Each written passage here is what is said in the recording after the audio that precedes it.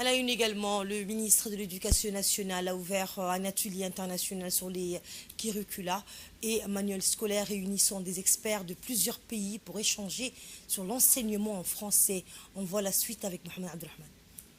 Plusieurs délégations issues de 10 pays ont participé ce matin à l'ouverture officielle de l'atelier international sur les curricula et les manuels scolaires de français.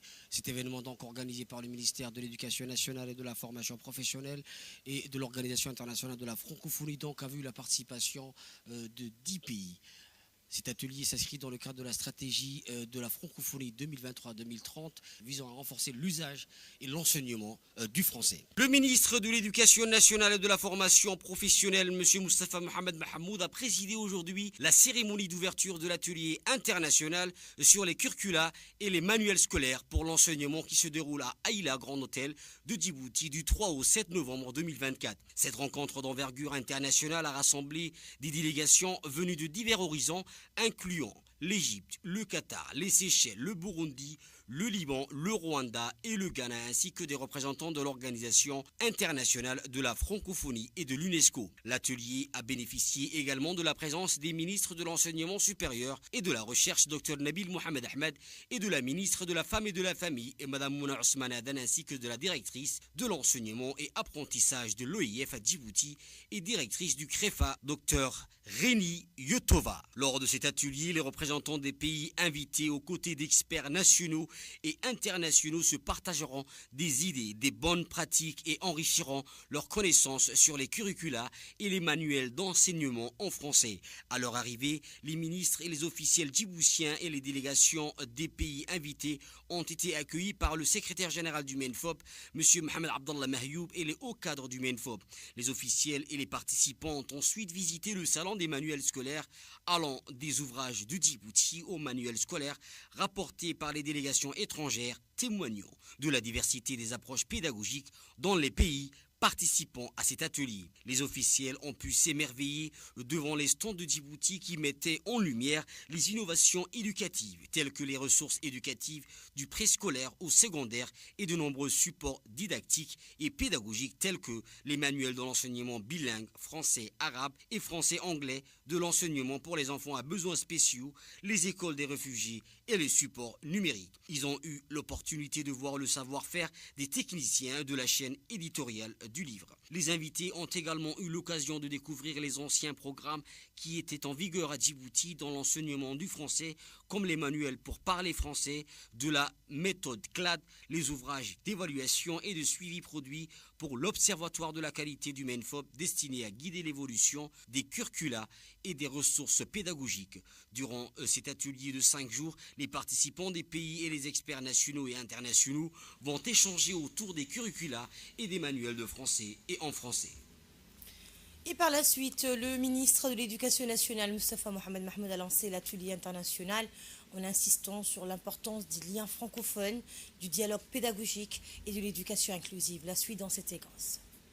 À l'issue de la visite guidée, les officiels ont procédé au lancement de l'atelier, l'occasion pour le ministre de l'Éducation nationale et de la formation professionnelle, Moustapha Mohamed Mahmoud, de mettre l'accent sur l'opportunité et l'intérêt de cet atelier international destiné à renforcer les liens entre les pays membres de l'espace de la francophonie en favorisant un dialogue constructif autour des pratiques didactiques et pédagogiques de l'enseignement-apprentissage de français et en français. Il a souligné également le caractère inclusif de cette démarche qui doit favoriser une éducation qui respecte la diversité linguistique et culturelle des apprenants. Ce salon permet également de faciliter la collaboration entre les éditeurs, les enseignants, le personnel d'encadrement et les institutions éducatives, a-t-il assuré. Il a conclu en rappelant à bâtir un réseau dynamique de professionnels de l'éducation qui pourront se soutenir mutuellement dans leur initiative. La ministre de la Femme et de la Famille, Mme Mouna Ousmane Adan, a rendu hommage au MENFOP et l'OIF pour l'organisation de cet atelier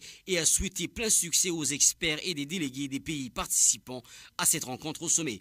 De son côté, la directrice du CREFA, Dr Réni Yotova, a rappelé combien son institution travaille en étroite collaboration avec les ministères de l'éducation des pays concernés pour un enseignement de qualité de et en français. Elle a souligné l'objectif de cet atelier initié par l'OIF et organisé conjointement avec le MENFOP vise à favoriser un échange d'expériences et de faire une analyse comparative des curricula et manuels scolaires en vue de l'élaboration d'un plan d'action national en faveur du français et d'autre part offrir une exposition riche et variée des manuels scolaires et de ressources pédagogiques. Au cours de sa visite officielle à Djibouti en décembre 2020, la secrétaire générale de la francophonie, son Excellence Louise Mushikiwabo, avait qualifié le pays qui nous accueille si aimablement aujourd'hui, je la cite, « porte-étendard de la langue française dans la région ».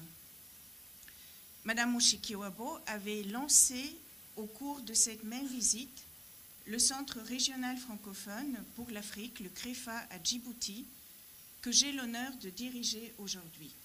L'OIF favorise le développement d'une communauté éducative dynamique et compétente. C'est dans ce cadre qu'a été programmé l'atelier international sur les curricula et les manuels scolaires pour l'enseignement du et en français.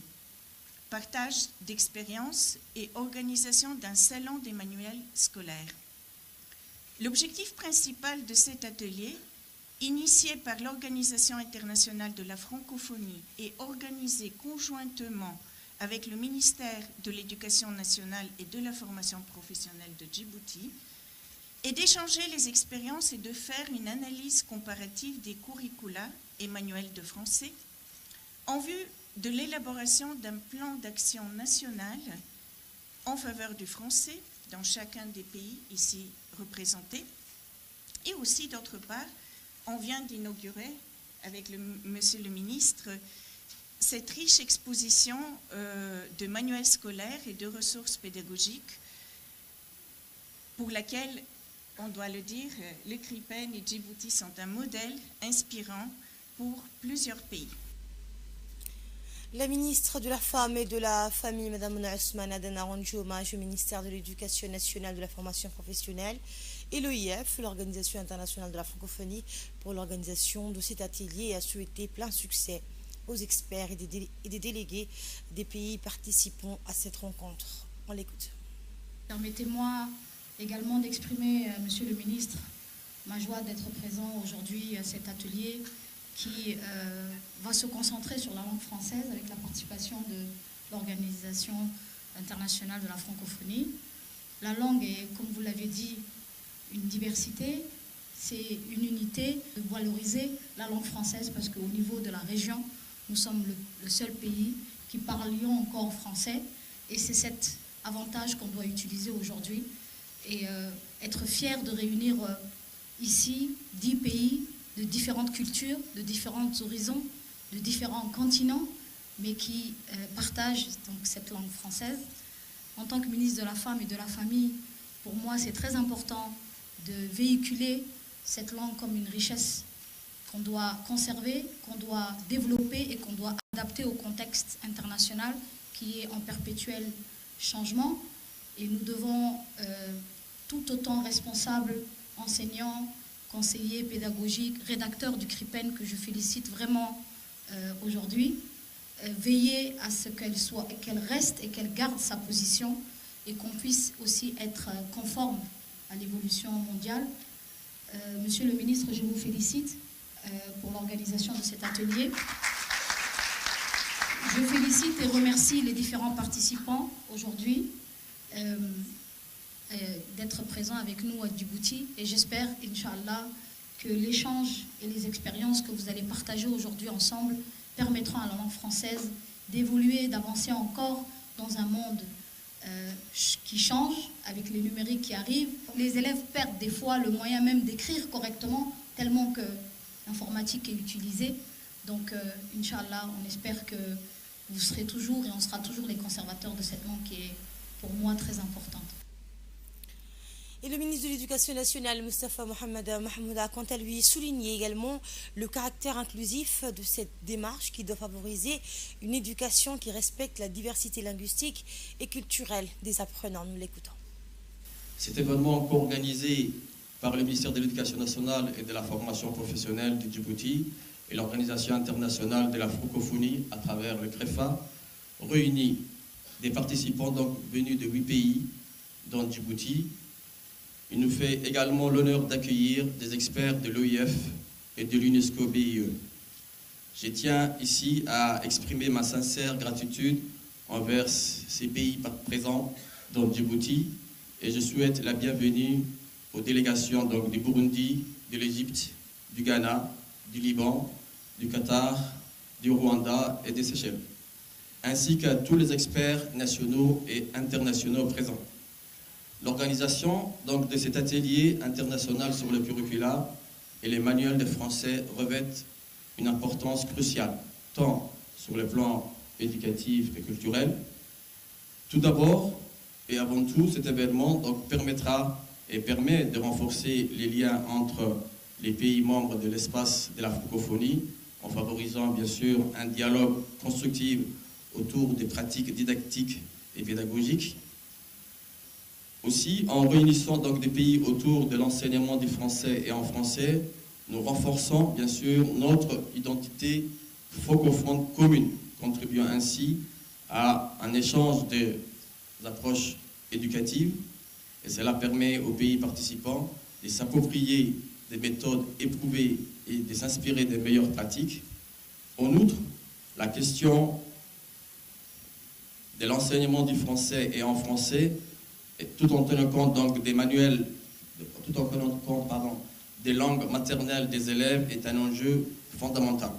Cet atelier donc s'inscrit sur une démarche d'inclusion, favorisant une éducation qui respecte la diversité linguistique et culturelle des apprenants. De plus, l'éducation doit également s'adapter aux défis contemporains, tels que les évolutions technologiques et les nouvelles exigences sociétales.